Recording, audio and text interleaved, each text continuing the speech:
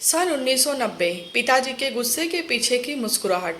पिताजी के अनुसार तो हम निकम्मे, निठल्ले, नामाकुल, आवारा, बदमाश और न जाने क्या क्या थे, पर मम्मी ने हमको गाय के बछड़े की तरह पाला। कहने के तो हम बेरोजगार थे, पर कसम से एक हुनर हम में कोई छीन नहीं सकता था। खंभे से पतंग निकालने का। पूरे मोहल्ले में निकल जाइए और पूछ आइए कि बाबू भाई को जानते हो। वो आदमी आपका हाथ पकड़ के हमारे पास ले आएगा। पूछो क्यों? क्योंकि हम उसकी पतंग बड़े से बड़े, खतरनाक से खतरनाक जगह से निकाले होंगे। पिताजी हमारे जैसे भी थे, पर थे तो हमारे। और जब बाप आपका पुराने पोस्ट ऑफिस का पोस्टमैन हो तो हमेशा चाहेगा कि उसका लड़का भी उसी तरह सरकारी नौकरी में लग जाए। पर उनको कौन समझाए कि हम खाकी टोपी पहन के लल्लू नहीं लगना चाहते थे, कुछ बिजनेस करना चाहते थे। अब जब से बात हम पिताजी को बताए थे तो पहले तो हमको वो मसाले जैसा कूटे, फिर मम्मी की ओर मुंह करके बोले, अगर ये लड़का सरकारी नौकरी नहीं करेगा तो इससे कह दो निकल जाए यहाँ से और जाए अपने गधे दोस्तों के दोपहर भर पतंग निकाले छज्जे से। हमारा तो मन था कि सोमवार का दिन था, भोलेनाथ का दिन निकल ही जाए, पर याद आया कि आज सलमान भाई की सिनेमा पे तेरे नाम आएगी, तो हम बेइज्जती का घूंट पीकर रह गए। हमको पता है अगर घी सीधी उंगली से न निकले तो डिब्बा तोड़ दो। फिर क्या था, हमारा बापू स्पेशल शुरू हो गया। 2 दिन घर का खाना छोड़ दिए तो माता हमारी हमारी टीम में आ गई।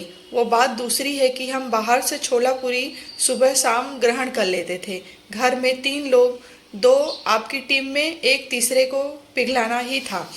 क्या करें? अखबार के नीचे रखकर चश्मे को अपनी हाफ बाह वाली सफ़ेद बनियान के एक छोर से साफ करते हुए पिताजी ने बात करने के उद्देश्य से हमसे पूछा, पिताजी हम ड्राइवरी करेंगे?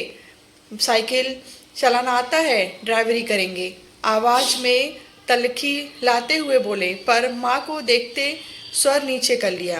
पिताजी हमारी बब्बन से बात हो गई है, वो कंडक्टरी करेगा, हम ड्राइवरी, बस आप पैसा दे दीजिए, हम अपना खुद का ट्रांसपोर्ट शुरू कर दें। बब्बन कौन है? अरे बब्बन प्रजापति, जिसके बाबूजी आपकी शादी में रसगुल्ले की कढ़ाई में गिर गए थे। अब तुम दारूबाज नशेड़ी के बेटे के साथ बिजनेस करोगे। माताजी हमारी बीच में कराहते हुए बोली, ऐसा है लड़का कुछ अलग करना चाहता है तो काहे टांग लगाते हैं? पैसा नहीं देना है तो मत दीजिए, हम अपना गहना बेच देंगे। गहना तो कुछ बनवाया नहीं है, जो है वो तो ससुराल से लिए हैं। गहना से काम नहीं चलेगा तो अपना खून के लिए अपना खून बेच देंगे। एक आँख के आंसू पोंछते हुए बोली। उस दिन पता चला कि औरतें समय आने पर अपने आंसुओं का इस्तेमाल बखूबी कर सकती हैं। उस दिन पिताजी हारे और माताजी हमारी भारी मतों से जीत गई। पिताजी के साथ जाकर बैंक में बकायदा कैश निकाला और बब्बन के साथ जाकर उसी दिन हम बगल के तहसील से हाथों हाथ कैश लेकर पीले रंग की अपनी टेम्पो उठा लाए। गेंदे के फूल वाला पीला रंग और बीच में जूता पॉलिश वाला काले रंग की पट्टी, एकदम नई दुल्हन बना दिए रहा। बब्बन जब फूल माला सजा के लाया था, पहले बार जब मोहल्ले के बीच में लाकर घर के सामने खड़ा किया था, तो मोहल्ले के बच्चे अपना मंझा ढीला कर हमारी दुल्हन को देखने के लिए अपनी पतंग कटा बैठे थे। फीता हम अपनी माताजी से कटवाए थे। उस दिन हमारी माताजी ने के आंखों से आंसू था, पर हमको पता था ये वाला असली था। पिताजी थोड़े असहमत थे, पर चेहरे पे चमक थी उनके भी। दोनों को बिठाकर आधा शहर घुमाए थे। अगला हफ्ता तो समझिए दोस्तों मोहल्लों वालों को मुफ्त में टेम्पो में घुमाते घुमाते निकल गया। जान से भी ज़्यादा प्यार करने लगे थे। बाकायदा चाइनीज स्पीकर लगा के कुमार सानू से अल्ताफ राजा तक के कैसेट लगवाए थे। जब तक टेम्पो की सांस चलती तब तक गाना चलता। स्टेशन से घंटाघर चौराहे तक टेम्पो शुरू कर दिए थे। बिजनेस इतना बढ़िया तो चल नहीं रहा था, पर हाँ हम खुश थे क्योंकि हम वो कर रहे थे जो हम करना चाहते थे।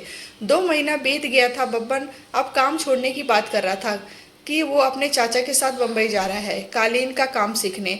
हम भी उसको जाने के लिए उसके बिना भी हम काम कर सकते थे। अब पूरा बिजनेस हमारे ऊपर था। सुबह से निकलो तो रात में 11 बजे वापसी होती थी। हफ्ते निकलने लगे। एक बार टेम्पो को सर्विस में दिए थे, लेकिन उस दिन हम नहीं निकले। पूरा दिन हम आराम करने की सोचे।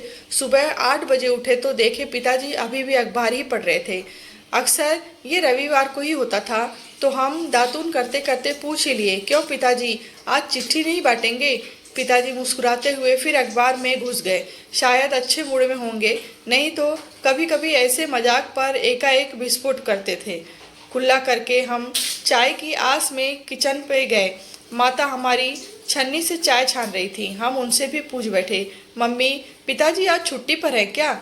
छोटा थोड़ा चुप्पी के बाद स्टील के गिलास में हमारी तरफ करते हुए बोली, अब तुम्हारे बाबूजी पोस्ट ऑफिस में काम नहीं करेंगे, वो काम छोड़ दिए। हमारी आंख से आंख नहीं मिलाते हुए बोली, क्योंकि वो जानती थी कि हम क्यों पूछेंगे। थोड़ी चुप्पी के बाद वो बोली, तुमको पैसा देने के लिए वो अपनी नौकरी एक आदमी को बेच दिए। गरम चाय का गिलास हमको जला रहा था हमारे पिताजी और मम्मी के का हमारे लिए इतना प्यार।